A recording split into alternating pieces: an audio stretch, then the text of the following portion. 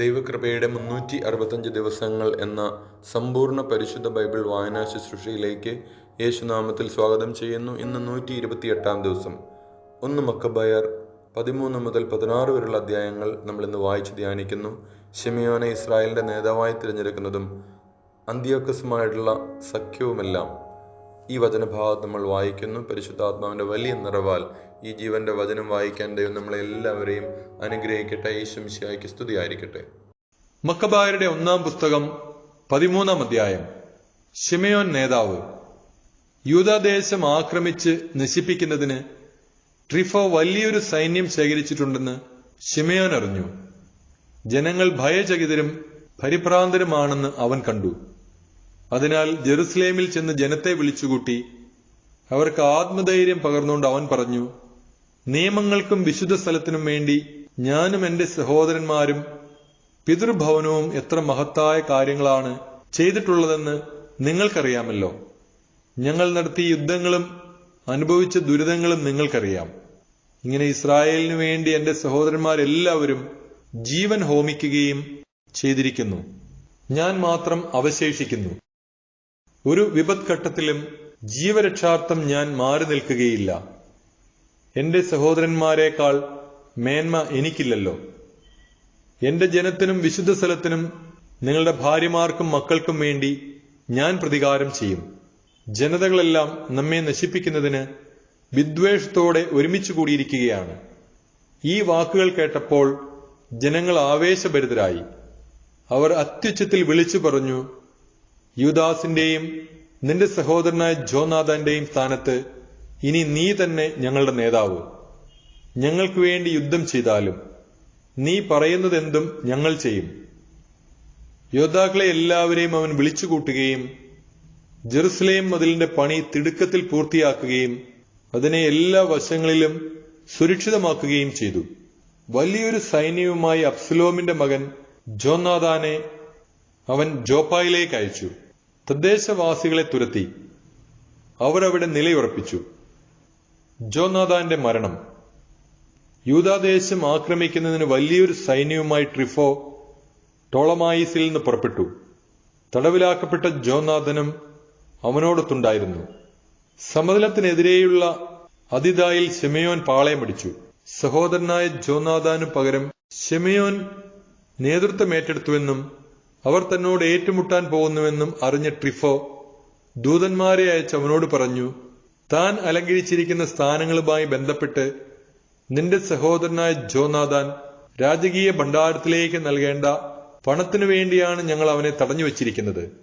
വിമോചിതനാകുമ്പോൾ അവൻ ഞങ്ങൾക്കെതിരെ വിപ്ലവമുണ്ടാക്കാതിരിക്കേണ്ടതിന് 100 താലന്ത് വെള്ളിയും ആൾജാമ്യവുമായി അവന്റെ 2 പുത്രന്മാരെയും തരിക.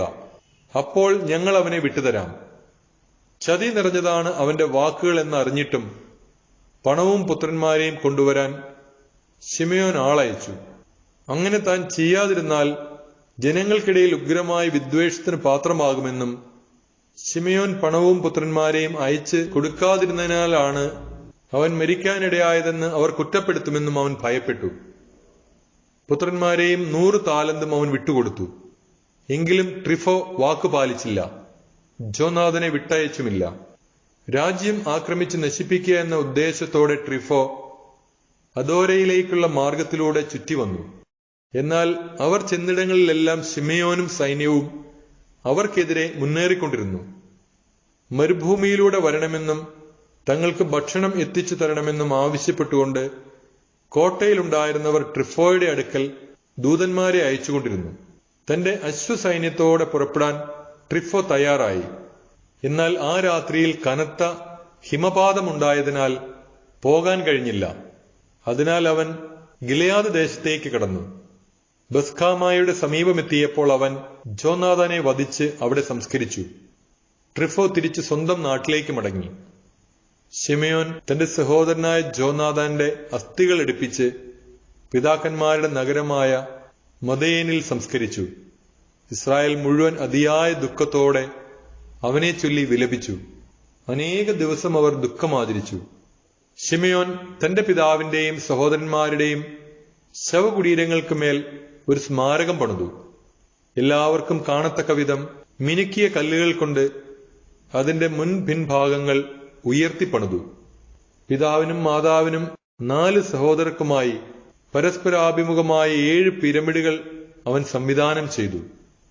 ചുറ്റും സ്തംഭങ്ങൾ നാട്ടുകയും സ്തംഭങ്ങളിന്മേൽ ശാശ്വത സ്മാരകമായി ആയുധ സാമഗ്രികളുടെ മാതൃക കൊത്തിവെക്കുകയും ചെയ്തു.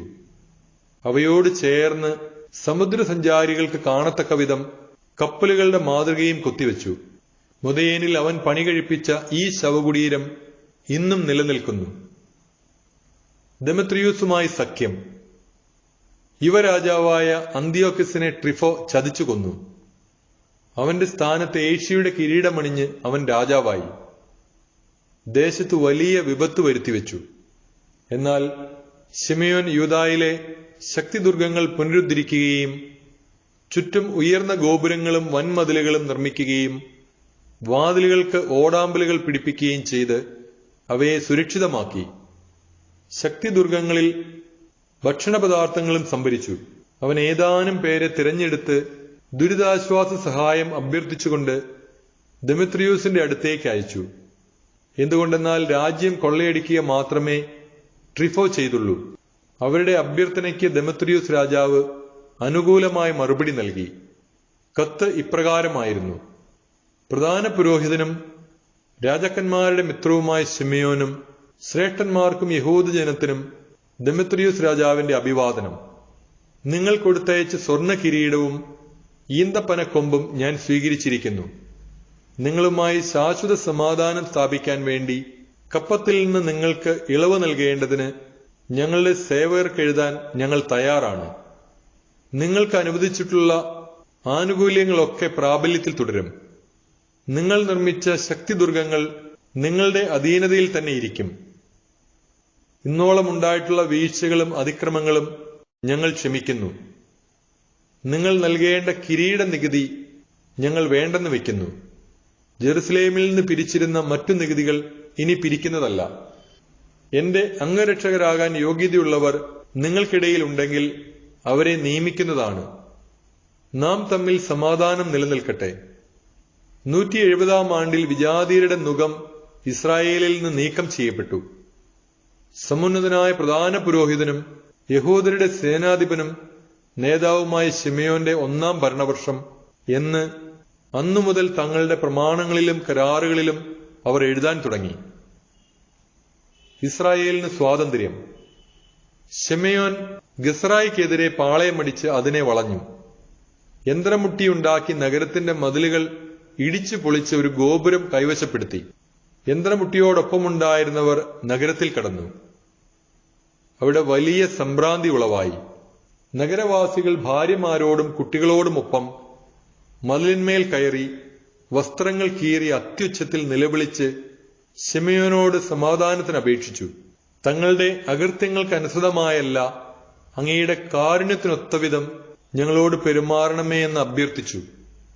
ശിമയോൻ അവരുമായി ഒരു കരാറുണ്ടാക്കുകയും യുദ്ധം അവസാനിപ്പിക്കുകയും ചെയ്തു. എന്നാൽ നഗരത്തിൽ നിന്ന് അവൻ അവരെ പുറത്താക്കുകയും വിഗ്രഹങ്ങൾ പ്രതിഷ്ഠിച്ചിരുന്ന ഭവനങ്ങൾ ശുദ്ധീകരിക്കുകയും സ്തുതിഗീതങ്ങൾ ആലപിച്ചുകൊണ്ട് അതിൽ പ്രവേശിക്കുകയും ചെയ്തു. അവൻ അതിലെ അശുദ്ധികളൊക്കെ നീക്കി നിയമം പാലിക്കുന്നവരെ അവിടെ വസിപ്പിച്ചു. അതിന്റെ കോട്ടകൾ ബലപ്പെടുത്തുകയും തനിക്കായി അവിടെ ഒരു ഭവനം പണിയുകയും ചെയ്തു. ജെറുസലേമിലെ കോട്ടയിലുള്ളവർ ക്രയവിക്രയത്തിന് പുറത്തു പോകുന്നതോ അകത്തു കടക്കുന്നതോ നിരോധിച്ചിരുന്നു. തന്മൂലം അവർ വിശന്നു വലഞ്ഞു. അനേകം പേർ പട്ടിണി മൂലം മരണമടഞ്ഞു. സമാധാനത്തിനായി ശിമയോനോട് അവർ കേണപേക്ഷിച്ചു. അവൻ അപ്രകാരം ചെയ്തു. എങ്കിലും അവിടെ നിന്ന് അവരെ ബഹിഷ്കരിക്കുകയും മാലിന്യങ്ങളിൽ നിന്ന് കോട്ടയെ ശുദ്ധമാക്കുകയും ചെയ്തു. 171 ആണ്ട് 2-ാം മാസം 23-ാം ദിവസം യഹൂദർ സ്തുതിഗീതങ്ങൾ ആലപിച്ച് ഈന്തപ്പന കൊമ്പുകളേന്തി വീണ, കൈത്താളം, തന്ത്രിവാദ്യങ്ങൾ എന്നിവയുടെ അകമ്പടിയോടെ അതിൽ പ്രവേശിച്ചു. ഇസ്രായേലിന്റെ ഒരു മഹാശത്രു തകർക്കപ്പെടുകയും നീക്കം ചെയ്യപ്പെടുകയും ചെയ്തതുകൊണ്ട് തന്നെ എല്ലാ വർഷവും ആ ദിവസം ആഹ്ലാദപൂർവം ആഘോഷിക്കണമെന്ന് ശിമയോൻ കൽപ്പിച്ചു. കോട്ടയ്ക്കെതിരെയുള്ള ദേവാലയഗിരിയുടെ മതിലുകൾ ബലപ്പെടുത്തി. അവനും സൈന്യവും അവിടെ താമസമാക്കി. തന്റെ മകൻ യോഹന്നാന് പ്രായപൂർത്തിയായി എന്ന് കണ്ട് ശിമയോൻ അവനെ സർവ്വ സൈന്യാധിപനാക്കി. അവൻ ഗസറായിൽ വാസമുറപ്പിച്ചു. മക്കബായരുടെ 1-ാം പുസ്തകം 14-ാം അധ്യായം. ശിമയോന്റെ മഹത്വം. 172-ാം ആണ്ടിൽ ദെമത്രിയൂസ് രാജാവ് ട്രിഫോയ്ക്കെതിരെ യുദ്ധം ചെയ്യാൻ ആവശ്യമായ സഹായം ഉറപ്പുവരുത്താൻ സൈന്യസമേതം മിതിയായിലേക്ക് പുറപ്പെട്ടു. ദെമത്രിയൂസ് രാജ്യ അതിർത്തി ലംഘിച്ചുവെന്ന് കേട്ട് പേർഷ്യയുടെയും മെതിയായുടെയും രാജാവായ അർസാക്കസ് അവനെ ജീവനോടെ പിടികൂടാൻ തന്റെ സൈന്യാധിപന്മാരിൽ ഒരുവനെ അയച്ചു. അവൻ പോയി ദെമത്രിയൂസിന്റെ സൈന്യത്തെ തോൽപ്പിച്ച് അവനെ ബന്ധനസ്ഥനാക്കി അർസാക്കസിന്റെ അടുക്കൽ കൊണ്ടുവന്നു. അർസാക്കസ് അവനെ തടവിലാക്കി. ശിമയോന്റെ നാളുകളിൽ ദേശത്ത് ശാന്തിയുണ്ടായിരുന്നു. ജനക്ഷേമമാണ് അവൻ തേടിയിരുന്നത്. അവന്റെ ഭരണം അവരെ സംപ്രീതരാക്കി. അവന്റെ ജീവിതകാലം മുഴുവൻ അവർ അവനോട് ആദരം പ്രകടിപ്പിച്ചു. ജോപ്പായെ തുറമുഖമാക്കുകയും ദ്വീപുകളിലേക്ക് മാർഗം തുറക്കുകയും ചെയ്തുകൊണ്ട് അവൻ തന്റെ മഹത്വത്തിന് മകുടം ചാർത്തി. അവൻ രാജ്യ അതിർത്തികൾ വിസ്തൃതമാക്കുകയും രാജ്യം പൂർണ്ണ നിയന്ത്രണത്തിൽ വരുത്തുകയും ചെയ്തു. അവൻ അസംഖ്യം തടവുകാരെ സമ്പാദിച്ചു. ഗസറായും ബേസൂറും കോട്ടയും അവൻ തന്റെ ഭരണത്തിന് കീഴിലാക്കുകയും അവിടെ നിന്നും മ്ലേച്ഛതകൾ നീക്കിക്കളയുകയും ചെയ്തു. അവനെ എതിർക്കാൻ ആരുമുണ്ടായില്ല. സമാധാനത്തോടെ അവർ നിലമുഴുതു. ഭൂമി ധാരാളം വിളവ് നൽകി. സമതലത്തിലെ വൃക്ഷങ്ങൾ അവയുടെ ഫലങ്ങളും. വൃദ്ധന്മാർ നിരത്തുകളിൽ കൂടിയിരുന്ന് തങ്ങൾക്ക് ലഭിച്ച നന്മകളെക്കുറിച്ച് സംസാരിച്ചു. യുവാക്കൾ പ്രൗഢവും യുദ്ധോചിതവുമായ വസ്ത്രങ്ങൾ അണിഞ്ഞു. നഗരങ്ങളെ അവൻ പ്രതിരോധ സജ്ജമാക്കുകയും അവയിൽ ആഹാരം വിതരണം ചെയ്യുകയും ചെയ്തു. അവന്റെ ഖ്യാതി ഭൂമിയുടെ അതിർത്തികളോളം വ്യാപിച്ചു. അവൻ ദേശത്ത് സമാധാനം സ്ഥാപിച്ചതിനാൽ ഇസ്രായേൽ അത്യധികം ആഹ്ലാദിച്ചു. ഓരോരുത്തരും താന്താങ്ങളുടെ മുന്തിരിത്തോപ്പിലും അത്തിമരങ്ങളുടെ ചൂട്ടിലും ഇരുന്നു. അവരെ ഭയപ്പെടുത്താൻ ആരുമുണ്ടായിരുന്നില്ല. അവർക്കെതിരെ പടവെട്ടാൻ ദേശത്താരും അവശേഷിച്ചില്ല. അന്ന് ആളുകളിൽ രാജാക്കന്മാർ തകർക്കപ്പെട്ടിരുന്നു. അവൻ ജനത്തിലെ എളിയവർക്ക് സംരക്ഷണം നൽകി. നിയമപാലനത്തിൽ ശ്രദ്ധിക്കുകയും നിയമനിഷേധകരെയും ദുഷ്ടന്മാരെയും നശിപ്പിക്കുകയും ചെയ്തു. അവൻ ദേവാലയത്തിന്റെ പ്രൗഢി വർദ്ധിപ്പിക്കുകയും വിശുദ്ധ സ്ഥലത്തെ പാത്രങ്ങളുടെ എണ്ണം കൂട്ടുകയും ചെയ്തു. സ്പാർത്തായും റോമായുമായി സഖ്യം പുതുക്കുന്നു. ജോനാഥാന്റെ മരണവാർത്ത റോമായിലും സ്പാർത്തായിലും എത്തി. അവർ അഗാധമായി ദുഃഖിച്ചു. ജോനാഥാന്റെ സ്ഥാനത്ത് അവന്റെ സഹോദരൻ ശിമയോൻ പ്രധാന പുരോഹിതനായി എന്നും രാജ്യവും അതിലെ നഗരങ്ങളും അവന്റെ അധീനതയിലാണെന്നും അവരറിഞ്ഞു. അവന്റെ സഹോദരന്മാരായ യൂദാസും ജോനാഥനുമായി ഉണ്ടായിരുന്ന സൗഹൃദവും സഖ്യവും ശിമയോനുമായി പുതുക്കിക്കൊണ്ട് അവർ പിച്ചള ഫലകത്തിൽ അവൻ എഴുതി. ഇത് ജെറുസലേമിലെ സമൂഹത്തിന് മുൻപാകെ വായിക്കപ്പെട്ടു. സ്പാർത്താക്കാരയച്ച കത്തിന്റെ പകർപ്പാണിത്. പ്രധാന പുരോഹിതനായ ശിമയോനും ശ്രേഷ്ഠന്മാർക്കും പുരോഹിതന്മാർക്കും ഞങ്ങളുടെ സഹോദരരായ മറ്റു യഹൂദർക്കും സ്പാർത്താ നഗരത്തിന്റെയും അധിപന്മാരുടെയും അഭിവാദനം. ഞങ്ങളുടെ അടുക്കലേക്ക് അയച്ച ദൂതന്മാർ നിങ്ങളുടെ മഹിമപ്രതാപങ്ങളെക്കുറിച്ച് ഞങ്ങളോട് വിവരിച്ചു പറഞ്ഞു. അവരുടെ ആഗമനം ഞങ്ങളിൽ സന്തുഷ്ടി ഉളവാക്കി. അവർ പറഞ്ഞതെല്ലാം ഞങ്ങൾ പൊതുയോഗ കുറിപ്പുകളുടെ പുസ്തകത്തിൽ ഇങ്ങനെ രേഖപ്പെടുത്തിയിരിക്കുന്നു. യഹൂദ ദൂതന്മാരായ അന്തിയോക്കസിന്റെ മകൻ നൂമേനിയൂസും ജാസന്റെ മകൻ അന്തിപാത്തറും ഞങ്ങളുമായുള്ള സൗഹൃദം പുതുക്കുന്നതിന് ഞങ്ങളുടെ അടുക്കൽ വന്നിരിക്കുന്നു. അവരെ ബഹുമാന പുരസ്കരം സ്വീകരിക്കാൻ ഞങ്ങളുടെ ജനം താൽപര്യം കാണിച്ചു. അവരുടെ സന്ദേശത്തിന്റെ ഒരു പകർപ്പ് സ്പാർത്താക്കാർക്ക് പിന്നീട് പരിശോധിക്കുന്നതിന് പൊതുരേഖ ശേഖരശാലയിൽ സൂക്ഷിച്ചിട്ടുണ്ട്. ഇതിന്റെ ഒരു പകർപ്പ് പ്രധാന പുരോഹിതനായ ശിമയോന് അവർ അയച്ചുകൊടുത്തു. അനന്തരം റോമാക്കാരുമായുള്ള സഖ്യം ഉറപ്പിക്കുന്നതിന് 1000 മീന തൂക്കമുള്ള വലിയൊരു സുവർണ പരിചയമായി നുമേനിയൂസിനെ ശിമയോൻ റോമായിലേക്ക് അയച്ചു. ശിമയോന് ബഹുമതി. ഇത് കേട്ട് ജനം പറഞ്ഞു, ശിമയോനോടും പുത്രന്മാരോടും നാം എങ്ങനെ നന്ദി പ്രകാശിപ്പിക്കും? അവനും അവന്റെ സഹോദരന്മാരും പിതൃഭവനവും ഉറച്ചു നിൽക്കുകയും ഇസ്രായേലിന്റെ ശത്രുവിനെതിരെ പൊരുതി അവരെ തുരത്തുകയും രാജ്യത്തിൽ സ്വാതന്ത്ര്യം സുസ്ഥാപിതമാക്കുകയും ചെയ്തു. ഇക്കാര്യങ്ങളെല്ലാം അവർ പിത്തള ഫലകത്തിൽ രേഖപ്പെടുത്തി സിയോൻ മലയിൽ സ്തംഭങ്ങളിൽ സ്ഥാപിച്ചു. അവർ എഴുതിയിരുന്നതിന്റെ പകർപ്പിതാണ്. 172 ആണ്ട്, അതായത് സമുന്നതനായ പ്രധാന പുരോഹിതൻ ശിമെയോന്റെ 3-ാം ഭരണവർഷം ഏലൂൾ മാസം 18-ാം ദിവസം അസരമേലിൽ പുരോഹിതന്മാരുടെയും ജനത്തിന്റെയും ഭരണാധിപന്മാരുടെയും ശ്രേഷ്ഠന്മാരുടെയും മഹാസഭയിൽ ഈ വിളംബരം പുറപ്പെടുവിച്ചു. രാജ്യം തുടരെ തുടരെ യുദ്ധത്തിന് അടിപ്പെട്ടുകൊണ്ടിരിക്കെ യോയാറീബിന്റെ വംശത്തിൽപ്പെട്ട പുരോഹിതനായ മത്താത്തിയാസിന്റെ മകൻ ശിമെയോനും സഹോദരന്മാരും ജീവൻ അപകടത്തിലാക്കിക്കൊണ്ട് വിശുദ്ധ മന്ദിരവും നിയമവും കാത്തുരക്ഷിക്കുന്നതിനായി രാജ്യത്തിന്റെ ശത്രുക്കളോട് എതിരിട്ടു. അവർ രാജ്യത്തിന് പ്രതാപം നേടിത്തന്നു. ജോനാഥാൻ ജനത്തിന് കെട്ടുറപ്പ് നൽകുകയും പ്രധാന പുരോഹിതനാവുകയും ചെയ്തു. അവസാനം അവൻ പിതാക്കന്മാരോട് ചേർന്നു. രാജ്യത്തെ ആക്രമിക്കുന്നതിനും വിശുദ്ധ സ്ഥലം പിടിച്ചടക്കുന്നതിനും ശത്രുക്കൾ ശ്രമിച്ചപ്പോൾ ശിമെയോൻ തന്റെ രാജ്യത്തിനു വേണ്ടി പൊരുതി. രാജ്യത്തിന്റെ സേനകൾക്ക് ആയുധവും വേതനവും നൽകാൻ അവൻ സ്വന്തം സമ്പാദ്യത്തിൽ നിന്ന് വലിയ സംഖ്യ ചെലവഴിച്ചു. യൂദായിലെ നഗരങ്ങളും അതിന്റെ അതിർത്തിയിലുള്ളതും മുൻപ് ശത്രുക്കൾ ആയുധം ശേഖരിച്ച് സൂക്ഷിച്ചിരുന്നതുമായ ബത്സൂറും സുരക്ഷിതമാക്കുകയും അവിടെ യഹൂദ കാവൽ സൈന്യത്തെ നിയോഗിക്കുകയും ചെയ്തു. അവൻ കടൽ തീരത്തുള്ള ജോഫായും അസോത്തൂസിന്റെ അതിർത്തിയിലുള്ളതും മുൻപ് ശത്രുക്കൾ അധിവസിച്ചിരുന്നതുമായ ഗസറായും സുരക്ഷിതമാക്കി. അവിടെ യഹൂദരെ പാർപ്പിക്കുകയും നഗരങ്ങളുടെ പുനരുദ്ധാരണത്തിന് ആവശ്യമായതെല്ലാം അവർക്ക് നൽകുകയും ചെയ്തു. ശിമെയോന്റെ വിശ്വസ്തതയും രാജ്യത്തിന് അവൻ നേടിക്കൊടുക്കാനുറച്ച പ്രതാപവും ജനം മനസ്സിലാക്കി. അവന്റെ ചെയ്തികളും അവൻ ജനത്തോട് പുലർത്തിയ നീതിയും വിശ്വസ്തതയും കണക്കിലെടുത്തും എല്ലാവിധത്തിലും ജനത്തെ പ്രതാപത്തിലേക്ക് നയിക്കുന്നതിന് അവൻ നടത്തിയ പരിശ്രമങ്ങളെ പരിഗണിച്ചും അവർ അവനെ തങ്ങളുടെ നേതാവും പുരോഹിതനുമാക്കി. അവന്റെ നേതൃത്വത്തിൽ ജനത്തിന് ഉത്കർഷമുണ്ടായി. അവൻ വിജാതീയരെ രാജ്യത്തു നിന്നും തുരത്തി.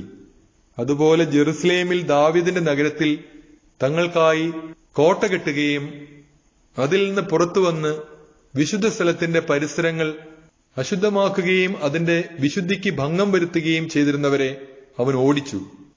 അവൻ അവിടെ യഹൂദരെ പാർപ്പിക്കുകയും രാജ്യത്തിന്റെയും നഗരത്തിന്റെയും സുരക്ഷിതത്തിനു വേണ്ടി അതിനെ സുശക്തമാക്കുകയും ജെറുസലേമിന്റെ മതിലുകൾക്ക് ഉയരം കൂട്ടുകയും ചെയ്തു. ഇതിന്റെ വെളിച്ചത്തിൽ ദെമത്രിയൂസ് രാജാവ് അവനെ പ്രധാന പുരോഹിതനായി സ്ഥിരപ്പെടുത്തി. അവനെ രാജമിത്രങ്ങളിൽ ഒരുവനാക്കുകയും അവന് വലിയ ബഹുമതികൾ നൽകുകയും ചെയ്തു.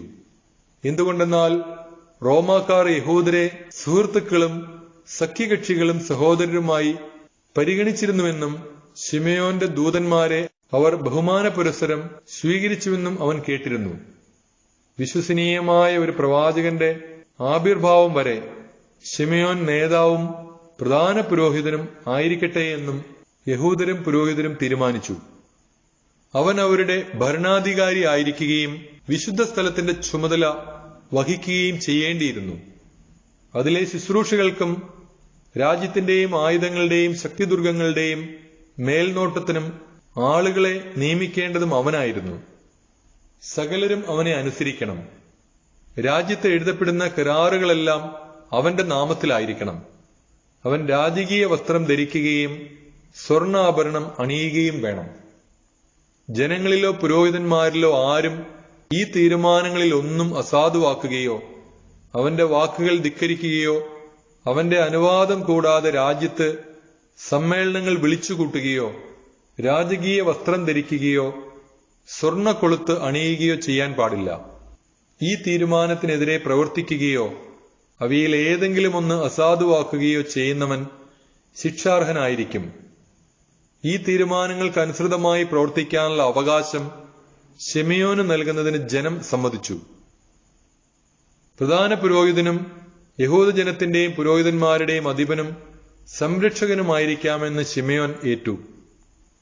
ഈ കൽപ്പന പിത്തളത്തകിടിയിൽ ആലേഖനം ചെയ്ത് ദേവാലയത്തിന്റെ പരിസരത്ത് ശ്രദ്ധേയമായ ഒരു സ്ഥലത്ത് സ്ഥാപിക്കാൻ അവർ നിർദ്ദേശം നൽകി. ശിമയോനും പുത്രന്മാർക്കും ലഭ്യമാകേണ്ടതിന് അതിന്റെ ഒരു പകർപ്പ് ഭണ്ഡാരത്തിൽ സൂക്ഷിക്കാൻ അവർ ആജ്ഞാപിച്ചു. മക്കബായരുടെ 1-ാം പുസ്തകം 15-ാം അധ്യായം. അന്തിയോക്കസുമായി സഖ്യം. ദെമത്രിയൂസ് രാജാവിന്റെ പുത്രനായ അന്തിയോക്കസ് പുരോഹിതനും യഹൂദരുടെ അധിപനുമായ ശിമയോനും യഹൂദ ജനത്തിനുമായി സമുദ്രദ്വീപുകളിൽ നിന്ന് ഒരു കത്തയച്ചു. അതിന്റെ ഉള്ളടക്കം ഇതാണ്: പ്രധാന പുരോഹിതനും അധിപനുമായ ശിമയോനും യഹൂദ ജനത്തിനും അന്തിയോക്കസ് രാജാവിന്റെ അഭിവാദനം. ചില രാജ്യദ്രോഹികൾ ഞങ്ങളുടെ പിതാക്കന്മാരുടെ രാജ്യം പിടിച്ചടക്കിയിരുന്നു. അതിന്മേലുള്ള എന്റെ അവകാശം സ്ഥാപിച്ച് രാജ്യം പൂർവ്വസ്ഥിതിയിലാക്കാൻ ഞാൻ ഉദ്ദേശിക്കുന്നു. അതിനുവേണ്ടി ഞാൻ വലിയ ഒരു കൂലിപ്പട്ടാളം ശേഖരിക്കുകയും പടക്കോപ്പുകൾ സജ്ജമാക്കുകയും ചെയ്തിട്ടുണ്ട്. ഞങ്ങളുടെ രാജ്യം നശിപ്പിക്കുകയും അതിലെ പല നഗരങ്ങളും ശൂന്യമാക്കുകയും ചെയ്ത അവർക്കെതിരെ പൊരുതുന്നതിന് എന്റെ രാജ്യത്തെത്താൻ ഞാൻ തീരുമാനിച്ചിരിക്കുന്നു. എനിക്ക് മുൻപുള്ള രാജാക്കന്മാർ നിങ്ങൾക്ക് അനുവദിച്ചു തന്ന എല്ലാ നികുതി ഇളവുകളും ഞാൻ സ്ഥിരീകരിക്കുന്നു. അവർ നിങ്ങളെ ഒഴിവാക്കിയിരുന്ന മറ്റെല്ലാ കടങ്ങളിലും നിന്ന് ഞാനും നിങ്ങളെ ഒഴിവാക്കുന്നു.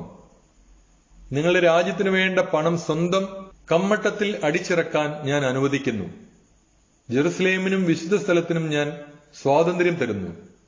നിങ്ങൾ സജ്ജീകരിച്ചിട്ടുള്ള ആയുധങ്ങളും നിങ്ങൾ പണിതീർത്ത് കൈവശം വെച്ചിട്ടുള്ള കോട്ടകളും നിങ്ങൾക്ക് തന്നെ ആയിരിക്കും.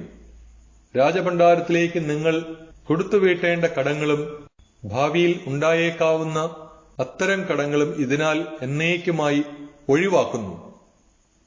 ഞങ്ങൾ രാജ്യത്തിന്റെ നിയന്ത്രണം വീണ്ടെടുത്ത് കഴിയുമ്പോൾ നിങ്ങളുടെ മഹത്വം ഭൂമിയിലെങ്ങും വെളിപ്പെടേണ്ടതിന് നിന്റെയും നിന്റെ ജനത്തിന്റെയും ദേവാലയത്തിന്റെയും മേൽ ഞങ്ങൾ വലിയ ബഹുമതികൾ ചൊരിയും. 174-ാം ആണ്ടിൽ അന്തിയോക്കസ് തന്റെ പിതാക്കന്മാരുടെ ദേശത്തെത്തി അതിനെ ആക്രമിച്ചു. സേനകൾ അവനോട് ചേർന്നു. വളരെ കുറച്ചുപേർ മാത്രമേ ട്രീഫോയോടൊത്ത് നിന്നുള്ളൂ. അന്തിയോക്കസ് അവനെ പിന്തുടർന്നു. അവൻ പലായനം ചെയ്തു. സമുദ്രതീരത്തുള്ള ദോറിലെത്തി. സൈന്യം കൂറുമാറിയെന്നും തനിക്ക് വിപത്ത് സംഭവിക്കാൻ പോകുന്നുവെന്നും അവൻ അറിഞ്ഞിരുന്നു. അന്തിയോക്കസ് ദോറിനെതിരെ പാളയമടിച്ചു. അവനോടൊപ്പം 1,20,000 യോദ്ധാക്കളും 8,000 കുതിരപ്പടയാളികളും ഉണ്ടായിരുന്നു. അവൻ നഗരം വളഞ്ഞു. കടലിൽ നിന്ന് കപ്പലുകളും യുദ്ധത്തിലേർപ്പെട്ടു. അങ്ങനെ കരയിലും കടലിലും നിന്ന് അവൻ നഗരത്തിന്റെ മേൽ സമ്മർദ്ദം ചെലുത്തി. അകത്തു കടക്കാനോ പുറത്തു പോകാനോ ആരെയും അനുവദിച്ചില്ല. ലൂസിയൂസിന്റെ കത്ത്. രാജാക്കന്മാർക്കും രാജ്യങ്ങൾക്കുമുള്ള കത്തുകളുമായി നൂമേനിയൂസും സംഘവും റോമായിൽ നിന്നെത്തി. അതിൽ ഇങ്ങനെ എഴുതിയിരുന്നു: ടോളമി രാജാവിന് റോമാ സ്ഥാനപതിയായ ലൂസിയൂസിന്റെ അഭിവാദനം.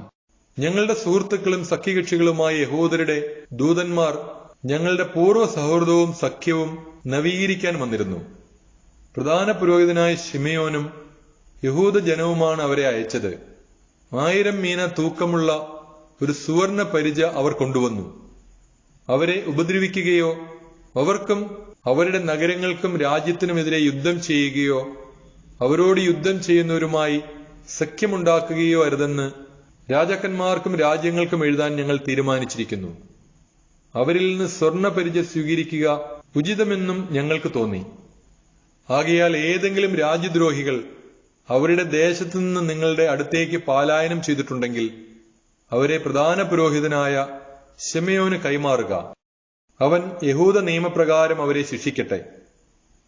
ഇതേ വിവരങ്ങൾ തന്നെ ദെമത്രിയൂസ് രാജാവിനും അത്താലൂസിനും അരിയാറാത്തസിനും അർസാക്കിസിനും സ്ഥാനപതി എഴുതി. സംസാമെസ്, Sparta, ദേലോസ്, മിൻദോസ്, സിസിയോൻ, കാരിയ, Samos, പംഫീലിയ, Lisiya, ഹെലിക്കാർനാസൂസ്, റോദ്ദേസ്, ഫസേലിസ്, cos, സീദെ, അരാദൂസ്, ഗോർഥീന, സ്നീദൂസ്, Cyprus, കിറേന തുടങ്ങിയ എല്ലാ രാജ്യങ്ങൾക്കും ഈ സന്ദേശം അയച്ചു. ഇതിന്റെ ഒരു പകർപ്പ് പ്രധാന പുരോഹിതനായ ശിമയോനും അയച്ചു കൊടുത്തു. അന്തിയോക്കസ് പിണങ്ങുന്നു. അന്തിയോക്കസ് രാജാവ് സൈന്യവും യുദ്ധോപകരണങ്ങളുമായി വീണ്ടും ദോറിനെ ആക്രമിച്ചു. പുറത്തു പോകാനോ അകത്തു കിടക്കാനോ കഴിയാത്ത വിധം ട്രിഫോയെ അതിനുള്ളിലാക്കി. സ്വർണം, വെള്ളി, ധാരാളം യുദ്ധോപകരണങ്ങൾ എന്നിവയുമായി സമൃദ്ധരായ 2000 യോദ്ധാക്കളെ ശിമയോൻ അന്തിയോക്കസിന്റെ അടുത്തേക്ക് അയച്ചു. അവരെ സ്വീകരിക്കാൻ അവൻ വിസമ്മതിച്ചു.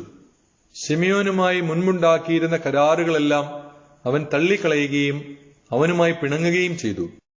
അന്തിയോക്കസ് തന്റെ മിത്രമായ അത്തനോബിയൂസിനെ ഈ സന്ദേശവുമായി അയച്ചു: ജോപ്പായും ഗസറായും ജെറുസലേം കോട്ടയും നിന്റെ നിയന്ത്രണത്തിലാണ്. അവ എന്റെ രാജ്യത്തെ നഗരങ്ങളാണ്. നീ ആ പ്രദേശങ്ങൾ നശിപ്പിക്കുകയും ദേശത്തിനു വലിയ നാശങ്ങൾ വരുത്തുകയും എന്റെ രാജ്യത്തെ പല സ്ഥലങ്ങളും കൈയടക്കുകയും ചെയ്തു. ആകയാൽ നിങ്ങൾ പിടിച്ചടക്കിയ നഗരങ്ങൾ വിട്ടുതരികയും യൂദയായുടെ അതിർത്തികൾക്ക് പുറത്തുനിന്ന് പിടിച്ചെടുത്ത സ്ഥലങ്ങൾക്കുള്ള കപ്പം തരികയും ചെയ്യുക. അല്ലെങ്കിൽ അവയ്ക്ക് പകരം 500 താലന്ത് വെള്ളിയും നീ വരുത്തിവെച്ച നഷ്ടങ്ങൾക്ക് പകരമായും നഗരങ്ങൾക്കുള്ള കപ്പമായും വേറെ 500 താലന്തും കൂടി നൽകുക. അല്ലെങ്കിൽ ഞങ്ങൾ വന്ന് നിന്നെ കീഴടക്കും. രാജമിത്രമായ അത്തനോബിയൂസ് ജെറുസലേമിലെത്തി. ശിമയോന്റെ പ്രതാപവും ഭക്ഷണമേശയ്ക്കരികെ തട്ടുതട്ടായി അടുക്കി വച്ചിരിക്കുന്ന സ്വർണ വെള്ളി പാത്രങ്ങളും അവന്റെ സമ്പൽ സമൃദ്ധിയും കണ്ട് അവൻ വിസ്മയഭരിതനായി. അവൻ രാജസന്ദേശം ശിമയോനെ അറിയിച്ചു. ശിമയോൻ ഇങ്ങനെ മറുപടി നൽകി: ശത്രുക്കൾ ഒരു കാലത്ത് അന്യായമായി പിടിച്ചെടുത്ത ഞങ്ങളുടെ പിതൃസ്വത്തല്ലാതെ അന്യദേശമോ വസ്തുവകകളോ ഞങ്ങൾ കൈവശപ്പെടുത്തിയിട്ടില്ല. ഇപ്പോൾ ഞങ്ങൾക്ക് അവസരം ലഭിച്ചിരിക്കെ പിതാക്കന്മാരുടെ അവകാശം ഞങ്ങൾ മുറുകെ പിടിക്കുകയാണ്. നിങ്ങൾ ആവശ്യപ്പെടുന്ന ജോപ്പായും ഗസറായും ഞങ്ങളുടെ ജനത്തിനും ദേശത്തിനും വലിയ നാശങ്ങൾ വരുത്തിയിട്ടുണ്ട്. അവയ്ക്ക് 100 താലന്ത് ഞങ്ങൾ തന്നുകൊള്ളാം. അത്തനോബിയൂസ് ഒന്നും മറുപടി പറഞ്ഞില്ല. അവൻ ക്രോധത്തോടെ മടങ്ങി. രാജസന്നിധിയിലെത്തി ഈ സന്ദേശവും ശിമയോന്റെ പ്രതാപവും താൻ കണ്ട എല്ലാ കാര്യങ്ങളും രാജാവിനെ അറിയിച്ചു. രാജാവ് അത്യധികം കുപിതനായി. ട്രിഫോ ഒരു കപ്പലിൽ കയറി ഓർത്തോസിയായിലേക്ക് രക്ഷപ്പെട്ടു. രാജാവ് സെന്തേബേയൂസിനെ തീരപ്രദേശങ്ങളുടെ സൈന്യാധിപനാക്കുകയും അവന് ഭടന്മാരെയും കുതിരപ്പടയാളികളെയും നൽകുകയും ചെയ്തു. യൂദയായ്ക്കെതിരെ പാളയമടിക്കാനും കെദ്രാൻ പുനരുദ്ധരിച്ച് കവാടങ്ങൾ സുശക്തമാക്കാനും ജനത്തിനെതിരെ യുദ്ധം ചെയ്യാനും രാജാവ് അവന് കൽപ്പന നൽകി. രാജാവ് ട്രിഫോയെ അനുധാവനം ചെയ്തു. സെന്തേബേയൂസ് യാമ്നിയായിലെത്തി. ജനത്തെ പ്രകോപിപ്പിക്കാനും യൂദ കയ്യേറിയ ആളുകളെ തടവുകാരായി പിടിച്ച് കൊല്ലാനും തുടങ്ങി. രാജകൽപ്പനയനുസരിച്ച് കെദ്രാൻ പുതുക്കിപ്പണിയുകയും അവിടെ യൂദയായിലെ രാജവീഥികൾ കാക്കുന്നതിന് കുതിരപ്പടയാളികളെയും ഭടന്മാരെയും നിർത്തുകയും ചെയ്തു. മക്കബായരുടെ 1-ാം പുസ്തകം 16-ാം അധ്യായം. സെന്തേബേയൂസിന്റെ മേൽ വിജയം. യോഹന്നാൻ ഗസറായിൽ നിന്ന് തന്റെ പിതാവ് ശിമയോന്റെ അടുക്കിലെത്തി. സെന്തേബേയൂസ് പ്രവർത്തിച്ചതൊക്കെയും അറിയിച്ചു. ശിമയോൻ തന്റെ മൂത്ത പുത്രന്മാരായ യൂദാസിനെയും യോഹന്നാനെയും വിളിച്ചിങ്ങനെ പറഞ്ഞു: ഞങ്ങളുടെ ചെറുപ്പം മുതൽ ഈ ദിവസം വരെ ഞാനും എന്റെ സഹോദരന്മാരും പിതൃഭവനവും ഇസ്രായേലിനു വേണ്ടി യുദ്ധം ചെയ്തു. ഞങ്ങളുടെ നേതൃത്വത്തിൽ കാര്യങ്ങൾ ഭംഗിയായി നടക്കുകയും ഞങ്ങൾ പലപ്പോഴും ഇസ്രായേലിന് മോചനം നേടിക്കൊടുക്കുകയും ചെയ്തു.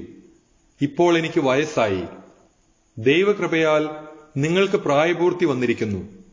അതിനാൽ എന്റെയും എന്റെ സഹോദരന്മാരുടെയും സ്ഥാനം ഏറ്റെടുത്ത് നമ്മുടെ രാജ്യത്തിനു വേണ്ടി പൊരുതുക. സ്വർഗത്തിൽ നിന്നുള്ള സഹായം നിങ്ങൾക്കുണ്ടാകട്ടെ. യോഹന്നാൻ രാജ്യത്തു നിന്ന് 20,000 യോദ്ധാക്കളെയും കുതിരപ്പടയാളികളെയും തിരഞ്ഞെടുത്ത് സെന്തേബേയൂസിനെതിരെ മുന്നേറി രാത്രി മൊദയേനിൽ പാളയമടിച്ചു. അവർ അതിരാവിലെ എഴുന്നേറ്റ് സമുദ്രത്തിലേക്ക് പുറപ്പെട്ടു. അപ്പോൾ ഭടന്മാരും കുതിരപ്പടയാളികളും അടങ്ങിയ ഒരു വലിയ സൈന്യം തങ്ങൾക്കെതിരെ വരുന്നത് കണ്ടു. ഇരുവർക്കുമിടയിൽ ഒരരുവി ഒഴുകിയിരുന്നു. അവനും സൈന്യവും ശത്രുവിനെതിരെ അണിനിരന്നു. അരുവി കടക്കാൻ ഭടന്മാർ ഭയപ്പെടുന്നത് കണ്ട് അവൻ ആദ്യം അത് കടന്നു. അത് കണ്ട് പിന്നാലെ അവരും അരുവി കടന്നു. തന്റെ സേനയെ വിഭജിച്ച് കുതിരപ്പടയാളികളെ അവൻ കാലാൾപ്പടയ്ക്ക് മധ്യേ നിർത്തി. കാരണം ശത്രുവിന്റെ കുതിരപ്പടയാളികൾ അസംഖ്യമായിരുന്നു. അവർ കാഹളം മുഴക്കി. സെന്തേബേയൂസും സൈന്യവും പലായനം ചെയ്തു. അവരിൽ പലരും മുറിവേറ്റു വീണു. അവശേഷിച്ചവർ കോട്ടയ്ക്കുള്ളിൽ അഭയം പ്രാപിച്ചു. യോഹന്നാന്റെ സഹോദരൻ യൂദാസിന് മുറിവേറ്റു. എന്നാൽ യോഹന്നാൻ സെന്തേബിയൂസിനെ അവൻ പണി കഴിപ്പിച്ച കെദ്രാൻ കോട്ട വരെ പിന്തുടർന്നു. അസേത്തൂസ് വയലുകളിലെ ഗോപുരങ്ങളിലും അവർ അഭയം പ്രാപിച്ചു. യോഹന്നാൻ അത് അഗ്നിക്കിരയാക്കി. ഏകദേശം 2000 പേർ മരിച്ചു വീണു. യോഹന്നാൻ സുരക്ഷിതനായി യൂദയായിലേക്ക് മടങ്ങി. ശിമയോന്റെ മരണം. അബൂബൂസിന്റെ മകൻ ടോളമി ജെറീക്കോ സമതലത്തിന്റെ അധിപനായി നിയമിക്കപ്പെട്ടു. അവന് ധാരാളം സ്വർണവും വെള്ളിയും ഉണ്ടായിരുന്നു. പ്രധാന പുരോഹിതന്റെ ജാമാതാവായിരുന്നു അവൻ. അഹങ്കാരം പൂണ്ട് രാജ്യം കൈയടക്കാൻ അവൻ തീരുമാനിച്ചു. ശിമയോനെയും പുത്രന്മാരെയും നശിപ്പിക്കാൻ അവൻ ദുരാലോചന നടത്തി. അപ്പോൾ ശിമയോൻ രാജ്യത്തെ നഗരങ്ങൾ സന്ദർശിച്ച് അവിടുത്തെ ആവശ്യങ്ങളിൽ ശ്രദ്ധ പതിപ്പിച്ചുകൊണ്ടിരുന്നു. 177 ആണ്ട് 11 മാസമായ ഷേബാത്തിൽ അവൻ പുത്രന്മാരായ മത്താത്തിയാസും യൂദാസുമൊത്ത് ജെറീക്കോയിലേക്ക് പോയി. അബൂബൂസിന്റെ പുത്രൻ താൻ നിർമ്മിച്ച ദോഖ് എന്ന ചെറിയ കോട്ടയിൽ അവരെ വഞ്ചനാപൂർവം സ്വീകരിച്ചു. അവർക്ക് വലിയൊരു വിരുന്ന് നൽകി. തന്റെ ആൾക്കാരെ അവൻ അവിടെ ഒളിപ്പിച്ചു നിർത്തിയിരുന്നു. ശിമയോനും പുത്രന്മാരും കുടിച്ച് ഉന്മത്തരായപ്പോൾ ടോളമിയും അവന്റെ ആൾക്കാരും ആയുധങ്ങളുമായി അടുത്ത് വിരുന്നുശാലയിൽ വെച്ച് ശിമയോനെയും 2 പുത്രന്മാരെയും ഏതാനും സേവകരെയും വധിച്ചു. അങ്ങനെ അവൻ വൻ ചതി കാണിക്കുകയും നന്മയ്ക്ക് പകരം തിന്മ പ്രവർത്തിക്കുകയും ചെയ്തു.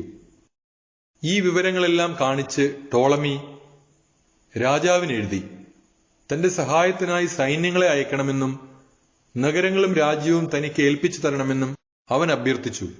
യോഹന്നാനെ നിഗ്രഹിക്കാൻ ഗസ്രായിലേക്ക് അവൻ ഒരു സേനാ വിഭാഗത്തെ അയച്ചു.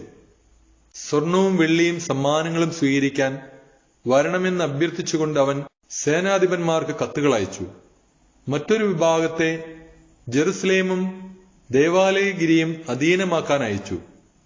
ഗസ്രായിലുള്ള യോഹന്നാന്റെ അടുത്തേക്ക് ആരോ ഓടിച്ചെന്ന് അവന്റെ പിതാവും സഹോദരന്മാരും കൊല്ലപ്പെട്ടുവെന്നും അവനെയും വധിക്കാൻ ടോളമി ആളയച്ചിരിക്കുന്നുവെന്നും അറിയിച്ചു. ഇത് കേട്ടവൻ സ്തബ്ധനായി. തന്നെ നശിപ്പിക്കാൻ വന്നവരെ അവൻ പിടികൂടി വധിച്ചു.